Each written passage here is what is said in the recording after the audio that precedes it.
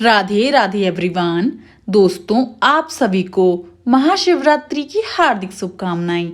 8 मार्च 2024 को महाशिवरात्रि आने वाली है। दोस्तों, हिंदू धर्म में महाशिवरात्रि व्रत का विशेष महत्व माना जाता है। इस दिन व्रत रखने और पूजा करने से भोलेनाथ के साथ माता पार्वती जी की अपार कृपा प्राप्त होती है। दोस्तों, हर साल फाल्गुन माह की कृष्ण पक्ष की चतुर्थी तिथि को महाशिवरात्रि पर्व मनाया जाता है। इस दिन शिव भक्त पूरे विधि विधान के साथ माता पार्वती और भोलेनाथ की आराधना करते हैं। हर शिव मंदिरों को फूलों और रंगीन लाइटों से सजाया जाता है। वहीं महाशिवरात्रि के मौके पर कई मंदिरों में महादेव का विशेष श्रृंगार किया जाता है। दोस्तों, इस पावन दिन उपवास रखने और भगवान शिव और माता गौरी की आराधना करने से सभी मनोकामनाओं की पूर्ति होती है। वहीं कुंवारी कन्याओं के संयोग और मनचाहा जीवन साथी की प्राप्ति होती है। दोस्तों, आइए अब शुरुआत करते हैं महाशिवरात्रि की पौराणिक व्रत कथा। मैं आपको सुनाने जा रही हूँ। महादेव का विवाह दक्ष प्रजापति की पुत्री देवी सती के साथ हुआ था। दक्ष शिवजी को पसंद नहीं करते थे, इसलिए उन्होंने महादेव को अपना दामाद के रूप में कभी नहीं स्वीकारा। एक बार दक्ष प्रजापति ने विराट यज्ञ का आयोजन करवाया, जिसमें उन्होंने भगवान शिव और माता सती को छोड़कर हर किसी को निमंत्रण दिया। इस बात की जानकारी जब माता सती को लगी तो वे बहुत दुखी हो गईं, लेकिन फिर भी वहां जाने का निर्णय ले लिया। महादेव के समझाने के बाद भी सती जी नहीं रुकीं और यज्ञ में शामिल होने के लिए अपने पिताजी के घर पहुंच गईं। सती को देख प्रजापति दक्ष अत्यंत क्रोधित हो गए और उन्होंने भोलेनाथ का अपमान करना शुरू कर दिया। भगवान शिव के लिए दक्ष द्वारा कहे गए वाक्य और अपमान को माता सती सहन नहीं कर पाईं और उन्होंने उसी यज्ञ कुंड में खुद को भस्म कर लिया। इसके बाद कई हजारों साल बाद देवी सती का दूसरा जन्म पर्वतराज हिमालय के घर हुआ।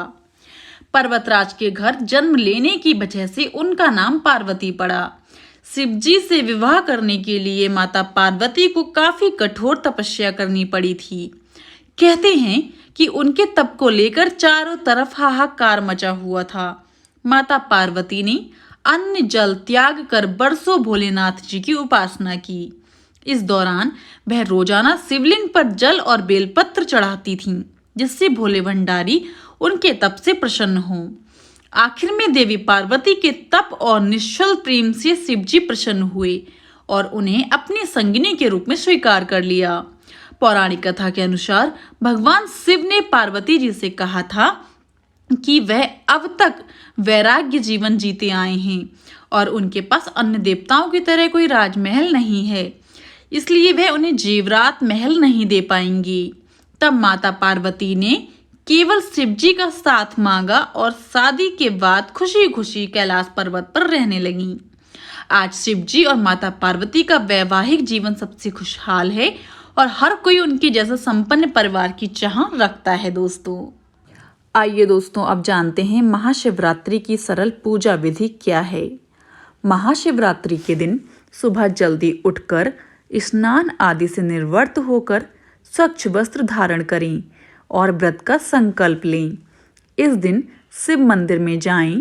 पूजा में पान, रोली, चंदन, सुपारी, पंचामृत, बेलपत्र, धतूरा, धूप बत्ती, दीपक, फल, फूल आदि भगवान शिव जी को अर्पित करें।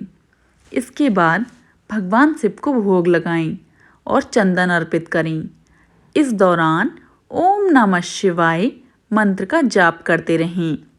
रात्रि के चारों प्रहरों में भगवान शंकर की पूजा व अर्चना करें। इसके बाद महाशिवरात्रि व्रत कथा का पाठ जरूर करना चाहिए। रात्रि के प्रथम प्रहर में दूध, दूसरे प्रहर में दही, तीसरे प्रहर में घी और चौथे प्रहर में शहद से अभिषेक करें। दिन में फलाहार करें और रात्रि में उपवास रखें। दोस्तों, यहीं पर हमारी आज की वीडियो समाप्त होती है। अगर आपको जानकारी पसंद आई हो तो जाने से पहले मेरे चैनल को लाइक, शेयर और सब्सक्राइब करना बिल्कुल भी ना भूलें। आप सभी को महाशिवरात्रि की हार्दिक शुभकामनाएं। राधे राधे एवरीवन।